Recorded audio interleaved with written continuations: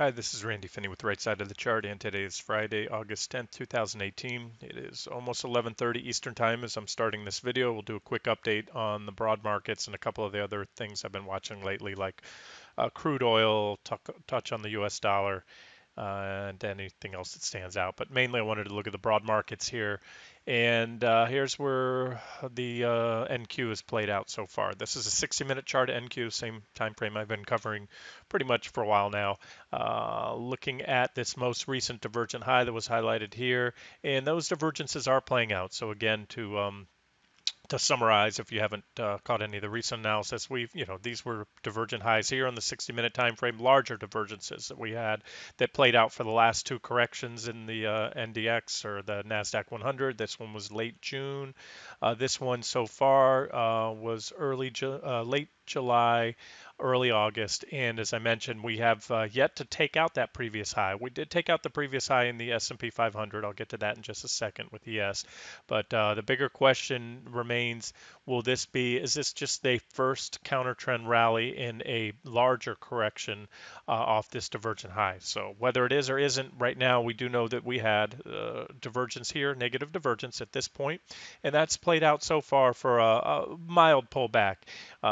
These are the targets I had listed, and these remain, near-term potential targets. Now we'll have to watch and see what happens here. 74.0445, give or take.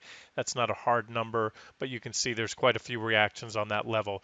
And so far, we reversed just shy from there, or haven't really much reversed so far, but it did stop the slide this morning. So let's keep an eye on that level. Based on the scope of these divergences, I do favor more downside. I'll just say it now. My convictions aren't super strong, but that is my preferred scenario.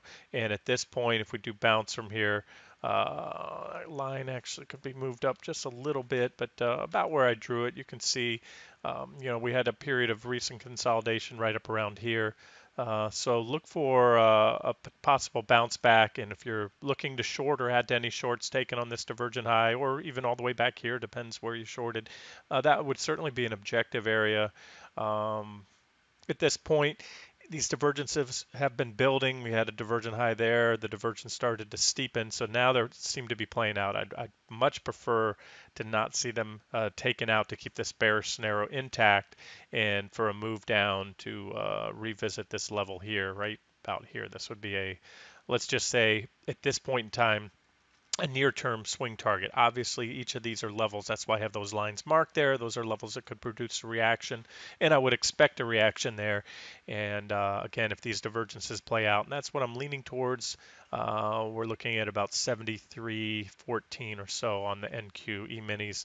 Let's look at QQQ for you QQQ traders. Try to correlate those targets.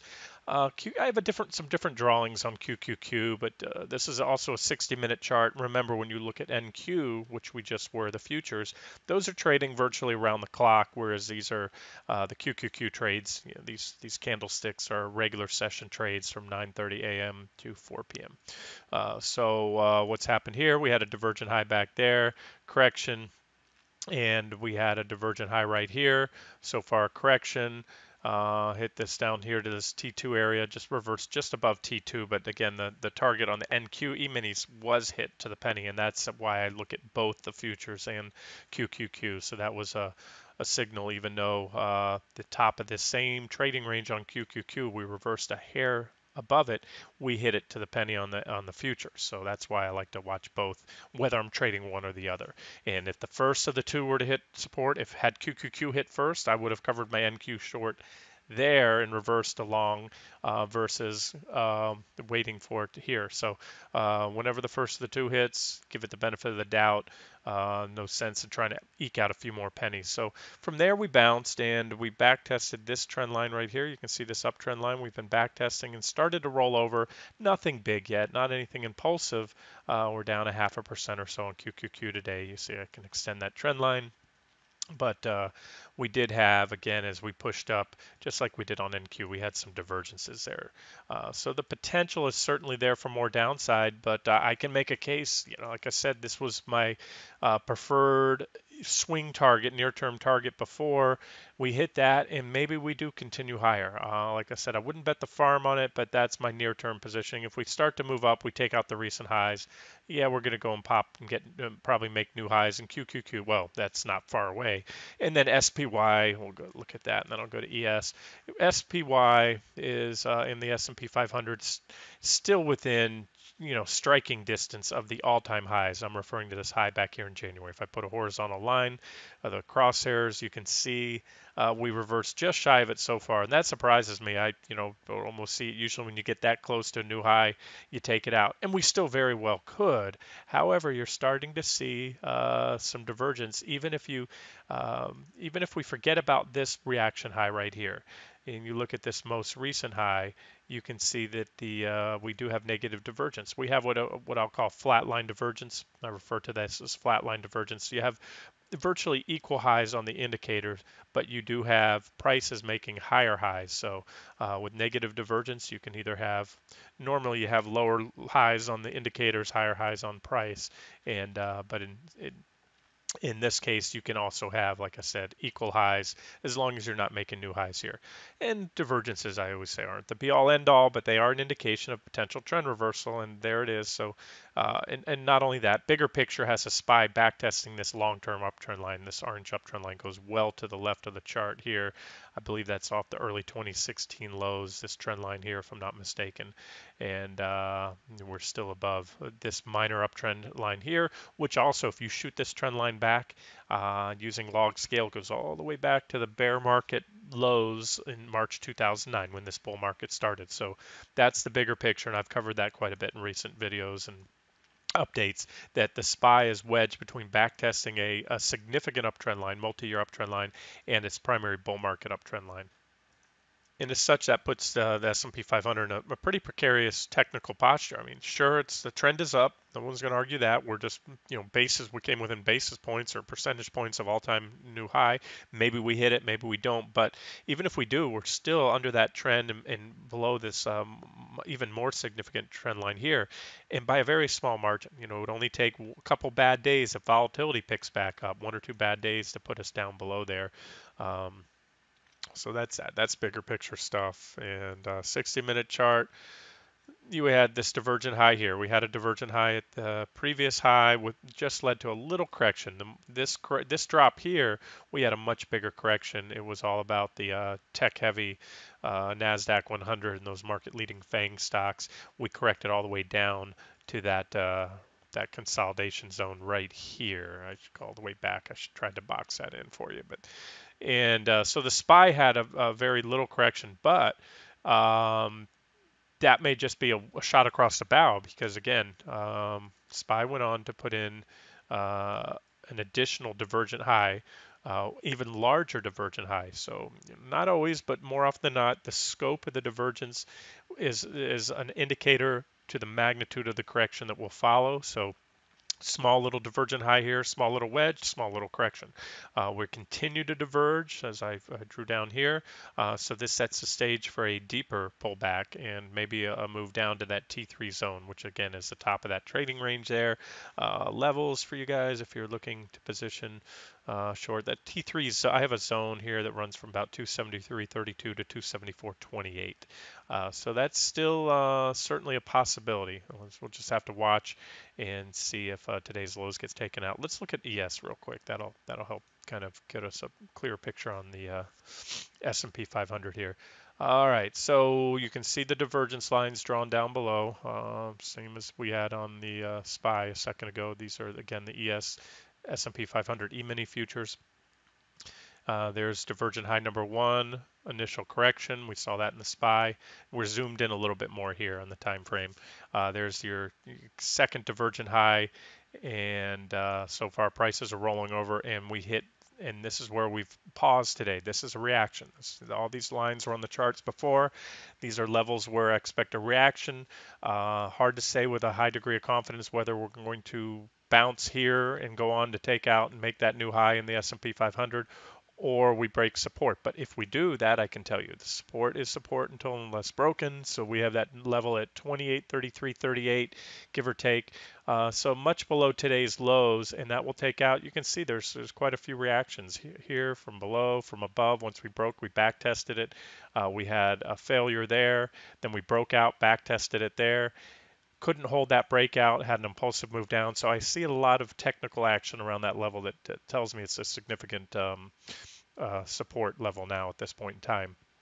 If it gives way, I'd favor a move down here to about 27.97 or so, and you can see that is a much more technically significant level on the S&P 500. Why? Because that was a breakout here. We failed here. We had an attempt at this level, failed. We had a pretty impulsive correction.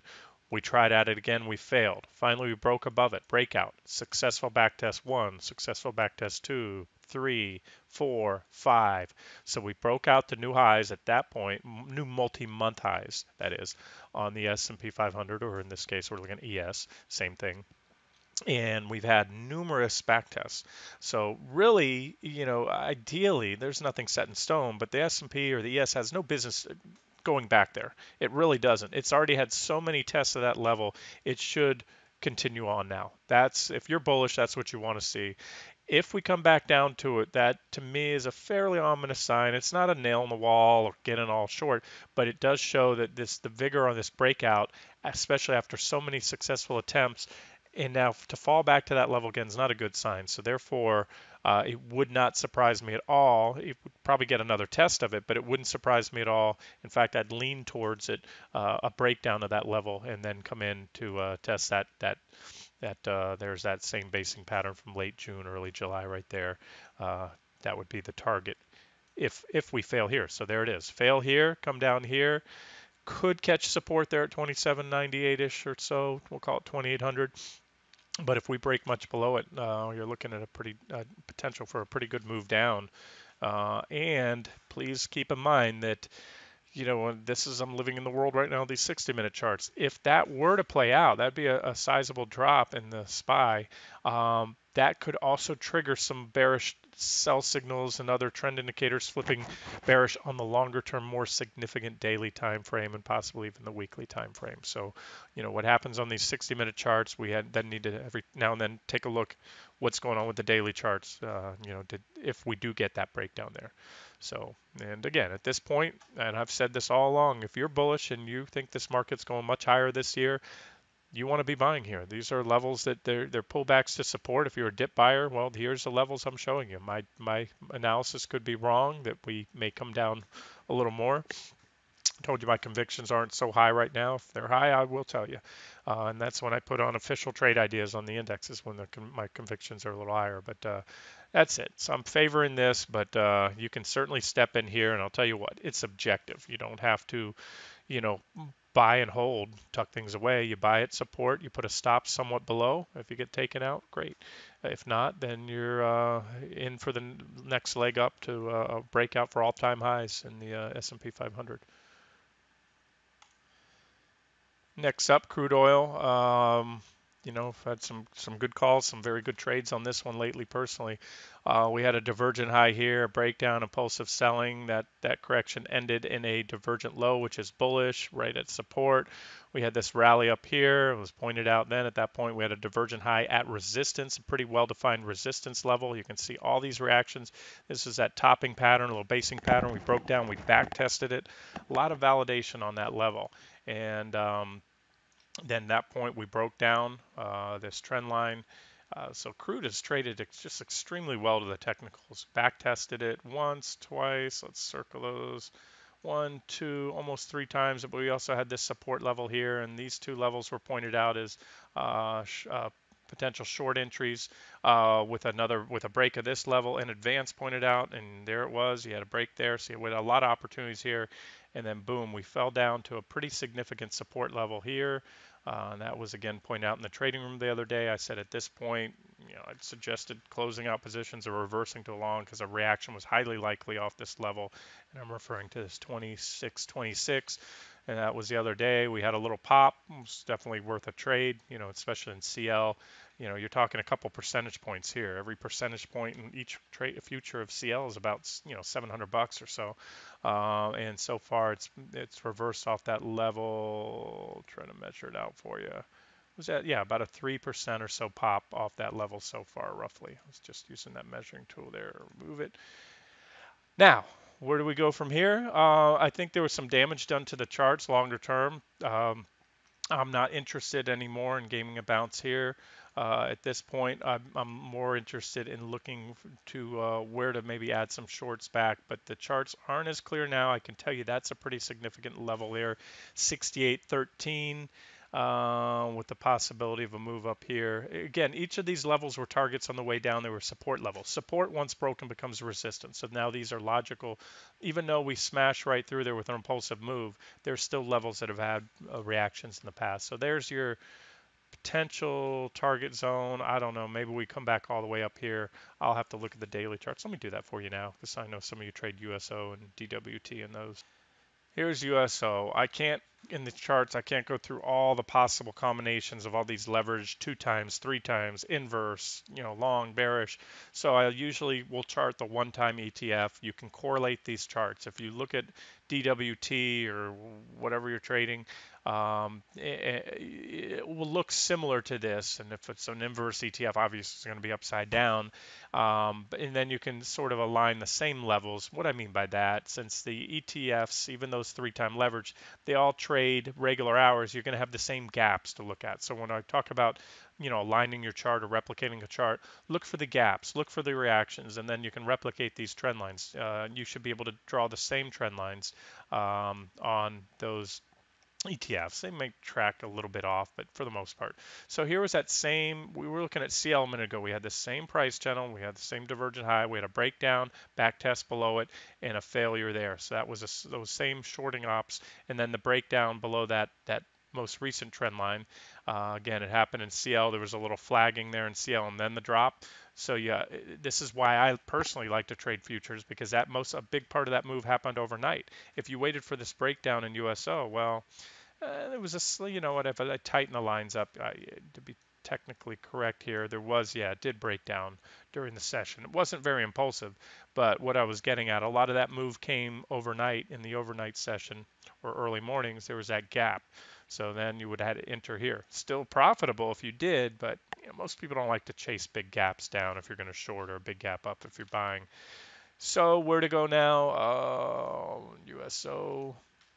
Well, a backfill of the gap would be natural. But remember, USO tracks the futures. So even, and I say this often, even if you don't have a futures account, you don't have the capital to trade futures, the experience, it makes sense if you're going to spend your time and money and effort trading USO or DWT, any of those, it makes sense to keep an eye and also track the charts of CL. You can get a free real-time charts on investing.com. I put up a video how to configure those charts.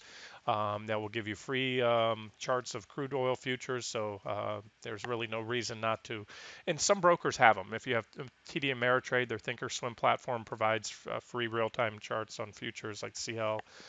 So again, it just makes sense in my opinion to line them up because you'll see levels that you don't see. It's like putting on a pair of your fisherman, you'll know what I'm talking about, or a boat, or you put on polarized glasses, you can now see through the bottom of the water when there's glare and very often pick up rocks, fish, things like that. That's the way I look at trading futures or using futures. You're seeing things that happened outside of the 9:30 a.m. to 4 o'clock p.m. That's why when you look at the chart of USO, it's all gappy. It's full of gaps because there's missing pieces of the puzzles that aren't there. So hopefully that makes sense to you guys. And by the way, ditto for the stock index futures. That's why I also will chart ES and NQ as well, in addition to SPY and QQQ or whatever other um, indexes I'm trading or charting.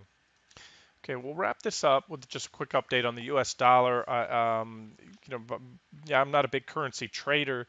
I prefer to chart, but I do like to watch the charts for the dollar and the euro. For the dollar sensitive assets I trade, like gold, for example, the gold mining stocks. Now, I've done both today and yesterday extensive videos on both gold, silver, and the gold and silver mining stocks. So I'm not going to waste any time right now doing an update there.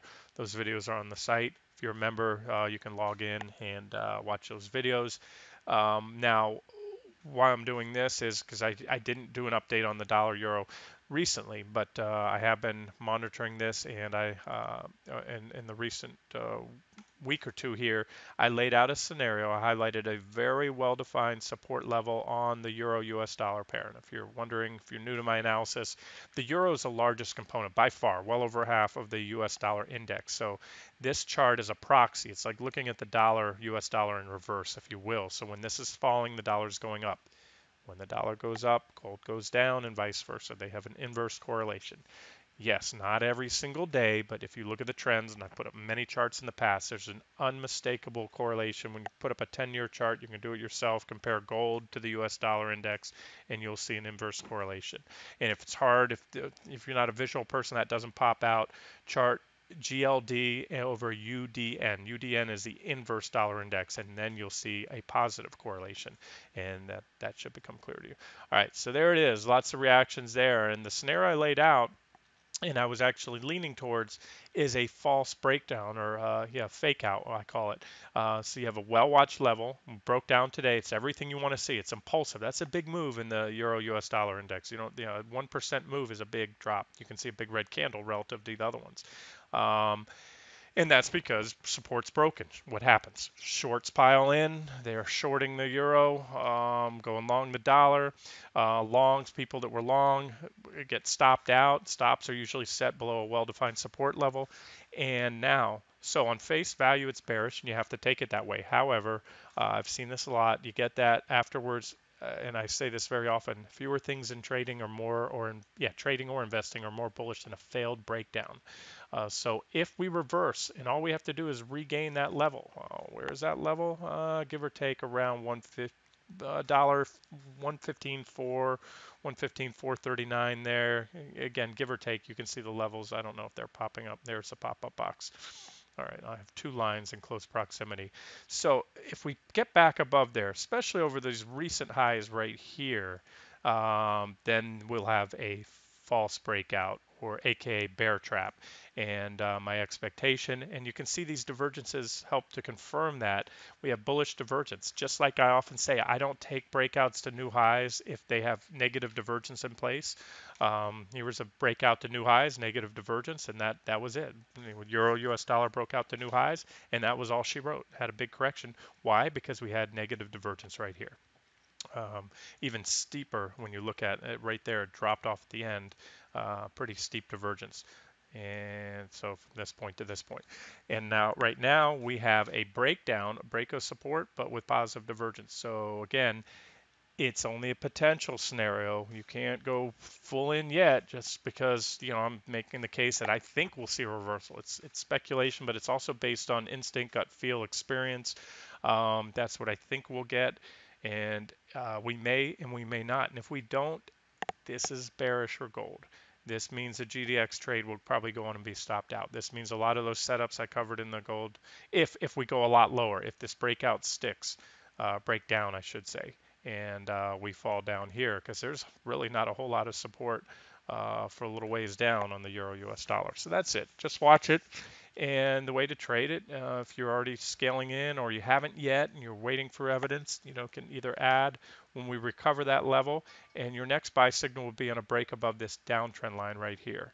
And we get that would be, if we see a reversal and we go up and break the top of this trading range, this downtrend line here, uh, pretty darn bearish for the dollar, which is pretty darn bullish for gold, in my opinion, and silver and all the other precious metals.